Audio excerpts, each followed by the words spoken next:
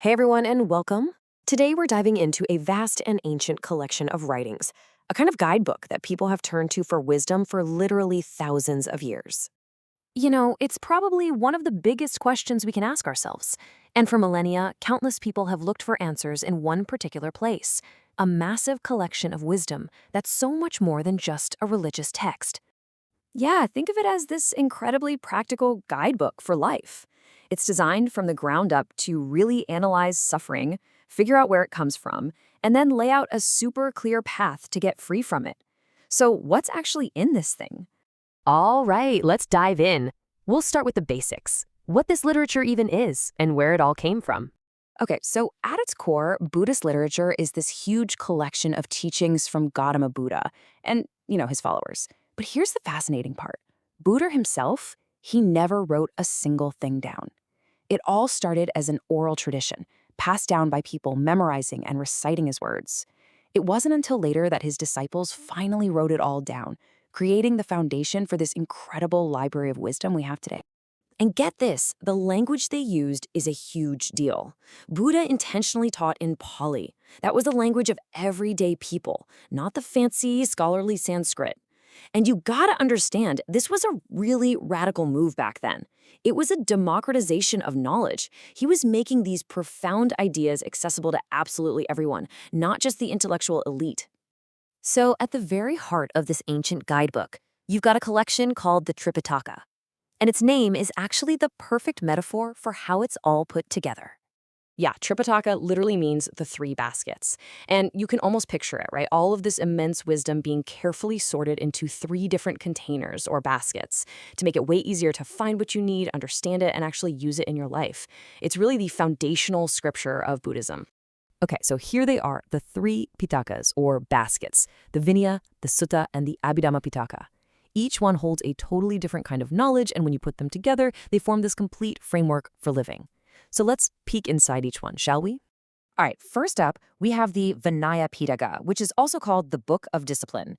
Honestly, you can just think of this as the official rule book for the monastic community, the Sangha. It was all about keeping the community organized, disciplined, and running smoothly. So what's inside this rule book? Well, pretty much everything. There's a code of conduct, rules for daily life. We're talking everything from what to eat to how to behave. It even lays out procedures for community meetings and, yep, punishments for breaking the rules. It's basically the structural blueprint for the entire monastic way of life. Okay, let's move on to the second basket, the Sutta Pitaka. Now this one's the big one. It's the largest and, you could argue, the most important of the three. It contains the actual talks, the discourses, the dialogues of the Buddha himself. So if the Vinaya was the rulebook for monks, this basket holds the core wisdom for every single person. Yeah, this is where you get to the absolute heart of the teachings. We're talking about foundational ideas like the Four Noble Truths, which is kind of like the diagnosis for the problem of suffering, and the Eightfold Path, which is the prescription, the cure. It's a direct, super practical guide understanding why we suffer and how we can overcome it. And that brings us to our third and final basket, the Abhidhamma Pitaka. Okay, so this is the advanced course. This is the deep, deep philosophical and psychological analysis. If the Sutta Pitaka tells you what to do, the Abhidhamma explains the why and the how it all works. It dives right into the nature of the mind, consciousness, and reality itself. Pretty heavy stuff. So to break it all down, here's a really simple way to remember it. The Vinaya, that's the rules book. The Sutta, that's the core teachings. And the Abhidhamma, that's the deep philosophy. Rules, teachings, and philosophy. Together, they create this complete and honestly brilliant system. But wait, there's more. The guidebook doesn't just stop with the Tripitaka. There's a whole other world of fascinating texts out there that make these big ideas even more vivid and easier to grasp. Oh, you've got to hear about the Jataka tales. These are these wonderful stories about the Buddha's past lives, where he might show up as a king or an animal or just an ordinary person. And every single story is designed to teach a moral lesson, but in a way that's simple and really memorable. It's a beautiful way of making complex ethics understandable for everybody. Then you've got something called the Milinda Panha, which is basically a record of this brilliant debate between a king and a monk.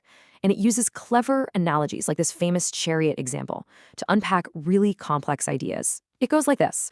A chariot, right? It's just a name we give to a collection of parts. Well, in the exact same way, the self isn't some permanent, solid soul. It's just a label we use for a collection of constantly changing parts. Our mind, our body, our feelings. It's a truly mind-bending idea, but it's explained with such beautiful simplicity. So, as you can imagine with a philosophy this profound, people started interpreting the teachings in different ways after the Buddhist time.